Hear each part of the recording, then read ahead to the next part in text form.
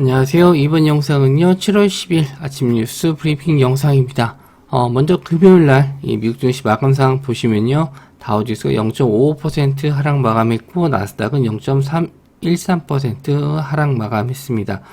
유럽 증시는 영국은 0.32, 프랑스는 0.42% 상승, 독일은 0.48% 상승인데, 미국 증시가 좀 장중까지는 흐름이 좀 괜찮았었거든요. 근데, 장 막판에 들어가면서 일단 하락 마감했습니다.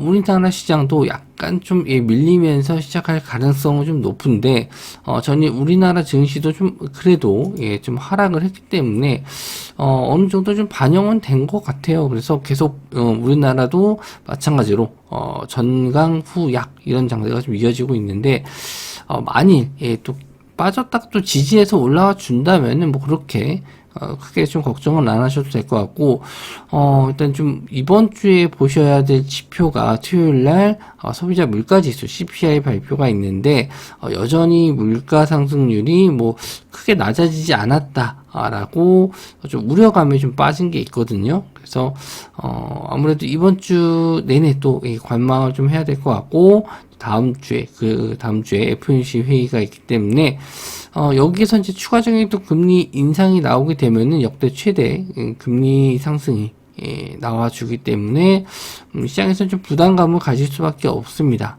그래서 일단 뭐 이번 주는 좀 조심스럽게 보시되, 그래도 이렇다 좀 테마주들이 좀 상승할 만한 게 좀 있거든요. 그래서 테마주 위주로 좀 보시면 될 것 같습니다. 일단 뉴스를 좀 보면서 말씀 좀 드리는데 종목이 좀 많아요. 그래서 좀 빨리빨리 좀 넘어가겠습니다. 자, 스레드 초반, 기세 압도, 트위터 3분의 1까지 따라 붙었다. 그래서, 새로운 소셜미디어 스레드가 초반 기세가 무섭다라고 했는데, 저도 이제 궁금해서 깔아봤어요. 그런데, 이제 페이스북하고, 인스타그램을 좀 섞어놓은 듯한 느낌을 좀 많이 받았습니다. 그래서, 융합을 한 것 같아요. 아직, 사용자들조차도 이게 뭐지? 라고 하는 분위기이긴 한데, 새로운 거니까. 그리고 인스타그램과 바로 연동이 좀 돼서, 편한 점도 있고, 새로운 플랫폼이 나왔으니까, 또 기존에 있었던 사람들도 그냥 편하게, 그냥 가입 먼저 하는 것 같아요. 정확하게 어떤, 장점이 있는지는, 사용자들끼리 좀 써보면서 알게 될 것 같습니다. 그래서, 일단 가입자가 많다는 거는 그만큼 또 광고 효과나 이런 게 좀 있기 때문에 대부분 이제 메타나 페이스북이나 인스타그램 이쪽으로 광고를 집행했었던 기업들 위주로 상승이 좀 나왔거든요. 금요일날 추가적인 상승도 가능해 보입니다. 트위터는 좀 다른 회사고, 이쪽은 스레드 쪽은 페이스북과 인스타그램 이쪽이라고 보시면 될 것 같아요. 와이즈버즈, 플레이디, 모비데이즈, FSN, 비트나인, 한국정보인증 이런 종목들 상승이 나왔고요. 추가적으로도 더 나올 수도 있습니다. 와이즈버즈 일단 금요일날 170억으로 상한가 들어갔기 때문에 조금 거래 대금이 좀 부족한 것 같아요. 근데 차트적으로 봤었을 때는 직전 저항대 자리 이거 뚫어서 시장 올라올 것 같고요. 일단 거래 대금이 좀 적긴 하지만 차트적으로 봤었을 때, 그리고 빠르게 상한가 들어갔다는 점 해서 추가적인 상승 나올 수 있을 것 같습니다. 플레이디도 마찬가지고요. 플레이디도 금요일날 급등.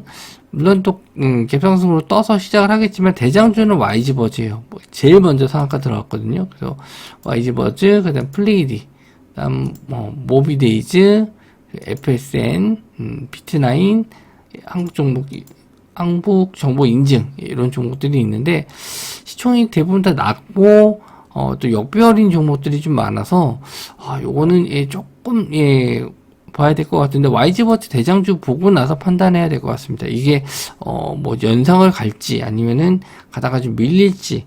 그래서 대장주가 좀 밀리면 2, 3등주는 더 밀리니까 일단 대장주 먼저 보고 판단해야 될 것 같습니다. 두 번째는요, 우크라이나 전쟁 장기화 주목받는 나토 정상회담. 윤석열 대통령이 나토 정상회담에 참여하게 되죠. 그래서 일본 총리 만나서 이런저런 방류에 대해서도 얘기하는데, 이것보다는 이제 우크라이나 재건 쪽 이 얘기가 좀 나오면서 뭐 어떤 식으로 이제 지원을 할 건지 뭐 이런 얘기가 나올 수도 있다는 점, 그리고 그에 따른 이제 모듈러 쪽이라든지 건설 쪽, 뭐 통신 쪽 상승 나올 수 있겠죠. 그래서 이제 RBK 그룹, 그리고 RBK 그룹은 예, 최근에 이제 거래량도 좀 많이 늘었고 일단 저항대 자리를 이제 거의 뚫어주는 자리, 한번 뚫었다 밀렸긴 했는데 추가적인 상승도 나올 수 있을 것 같습니다. 그리고 다산 네트워크스 역시나 상한가 들어갔죠. 그리고 삼부토건, DYD 이런 종목들 이제 관련주로 보시면 될 것 같고요.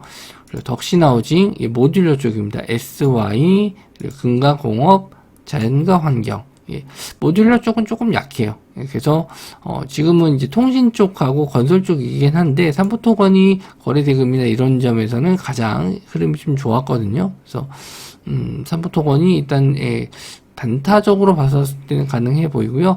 RBK 그룹이라든지 다산 네트워크스 같은 경우에는 조금 최근에 좀 주목받는 종목이라서 일단 대장주는 삼부토건이 될 것 같습니다. 거래 대금도 그렇고 시총도 그렇고 그리고 이제 모듈러 쪽도 흐름은 SY 쪽이 제일 좋은데 뭐 번갈아 가면서 상승이 좀 나올 수도 있는 그런 테마입니다. 자연과 환경도 뭐 4% 정도 올라왔는데 확실히 차트적으로 봤었을 때는 SY가 좋아 보이네요. 자, 그리고 이 K방산 큰손 폴란드 원전 배터리 건설도 러브콜 할까 24년 한국 폴란드 수교 35주년 앞두고 나토 정상 회담 이후에 또 폴란드도 방문해서 방산 쪽하고 이제 원전 쪽 또에 대해서도 이제 얘기한다라고 해요. 그래서 경제사전단 이제 끌고 간다라고 했죠. 그래서 방산주 쪽은 한번 말씀 좀 드렸고 금요일날, 그리고 원전 쪽도 보실 수 있는데 원전 쪽도 금요일날 조금 시세가 나왔거든요. 그래서 한번 보시면 될 것 같고 일단 뭐 방산은 작년부터 좀 계속 폴란드 쪽 수출이 있었기 때문에 뭐 기대되는 점도 있고 그래서 여기에 따른 이제 원전까지 이어진다면 좋긴 한데 아직 웨스팅하우스와 법적인 문제가 끝나지 않았기 때문에 좀 발목 잡는 게 있긴 해요. 그래서 뭐 그것만 좀 해결된다면 확실히 원전 쪽도 하반기 때 수혜를 볼 수 있을 것 같습니다.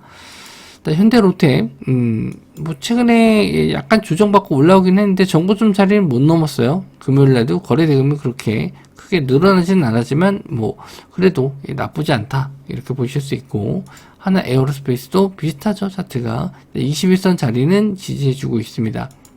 LIG 넥스원 그리고 한국항공우주 다 이렇게 시세가 나왔는데 일단 좋게 보는 거는 일단 현대로템이에요. 현대로템이 가장 폴란드 쪽하고 뭐 매출적인 면이나 기사 내용적인 면이나 가장 많이 나왔기 때문에 저는 현대로템을 좀 볼 예정이고요.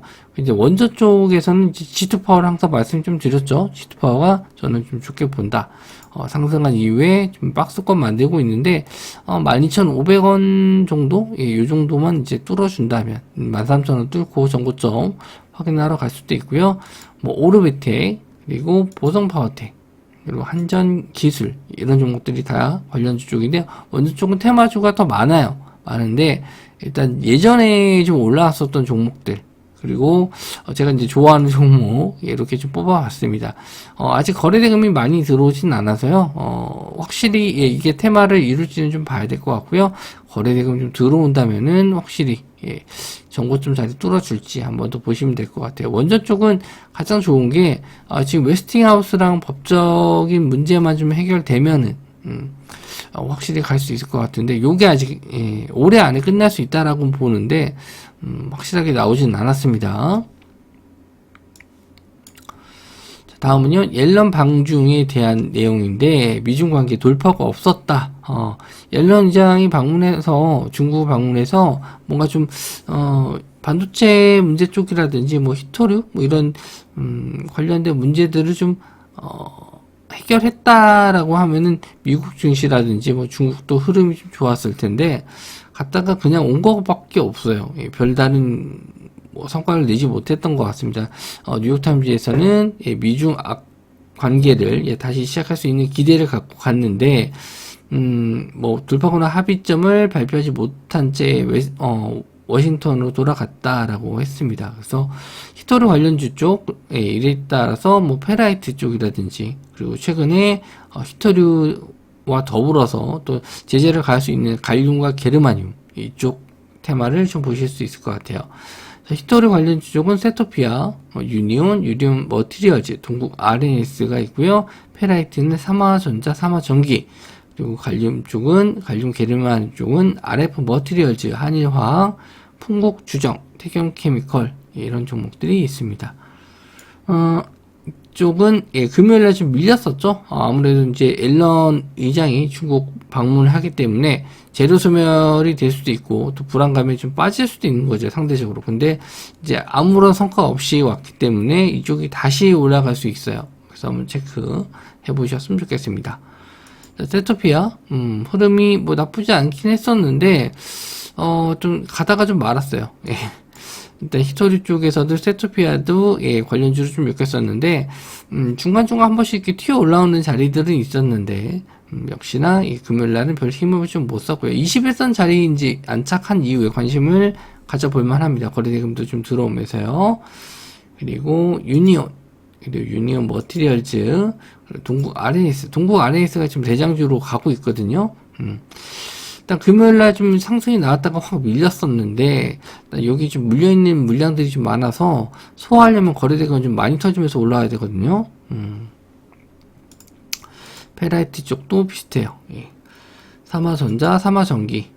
삼화전자가 일단 대장주로 좀 보시면 될 것 같고, 금요일날 역시나 음봉, 빠졌기 때문에 요거 이제 돌아서는 양봉이 나와야 되는데, 거래대금도 좀 들어오면서, 그렇게 나와주는 게 좋다라는 거죠.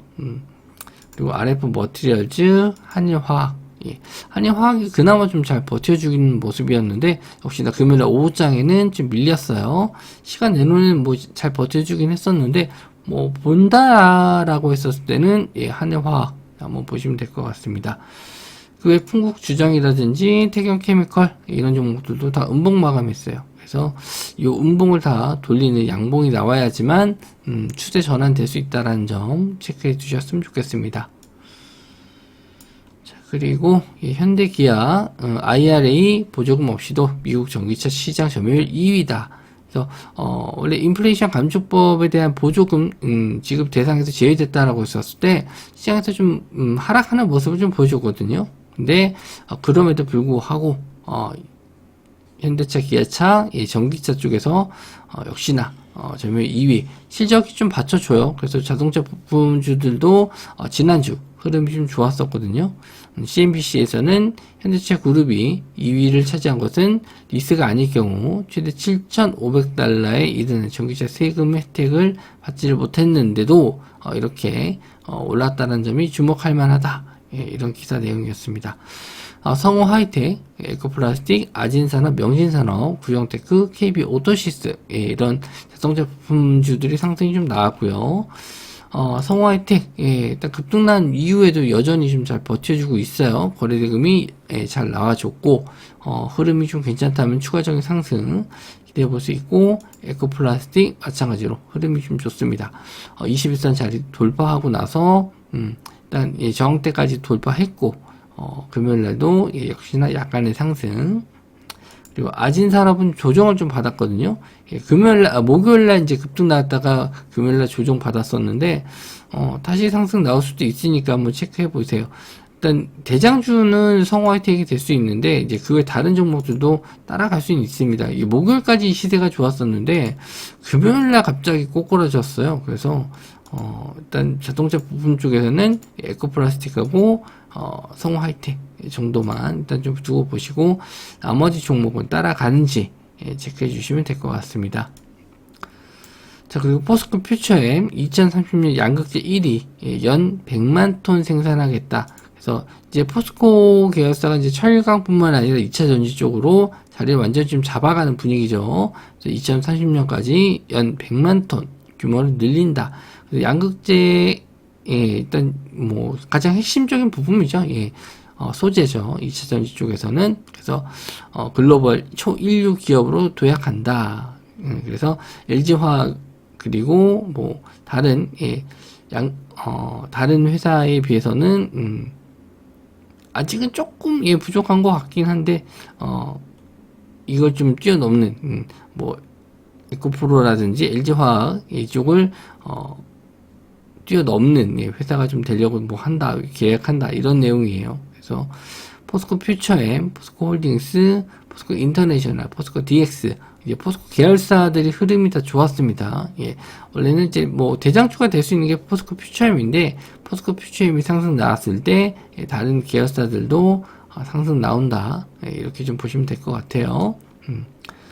그래서 포스코 퓨처엠이 금요일날 6% 정도 상승 나왔고요. 시간 내로는 뭐 밀리지는 않았습니다. 근데 뭐 역시나 저항대 자리를 일단 뚫어줄지 한번 좀 보셔야 될 것 같고 신고가 돌파 나오겠죠. 에코프로 같은 경우에도 거의 100만원 이제 거의 돌파 직전이기 때문에 한번 예, 포스코 쪽도 보셔야 될 것 같고요.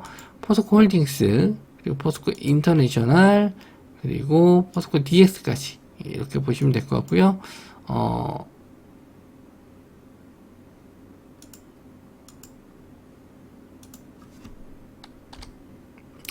자, 요거는 예, 포스코 퓨처 M을 좀 보시고 요게 좀 상승 나온다라고 했을 때 다른 쪽도 한번 좀 보시면 될 것 같습니다.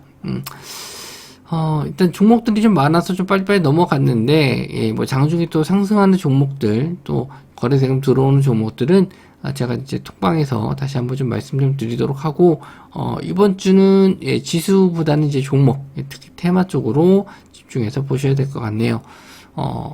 일단 돌아가면서 또 상승이 좀 나올 수 있거든요. 하루하루 예, 연속성을 뛰기보다도 뭐 하루 올랐다가 다음 날은 다른 테마 뭐 이런 식으로 돌아갈 가능성이 있으니까 예, 되도록이면 이제 수익 났을 때는 이익 실현하시면서 시장 보시는 게 좋을 것 같습니다. 영상 시청해 주셔서 감사하고요. 저는 다음 영상에서 뵙도록 하겠습니다.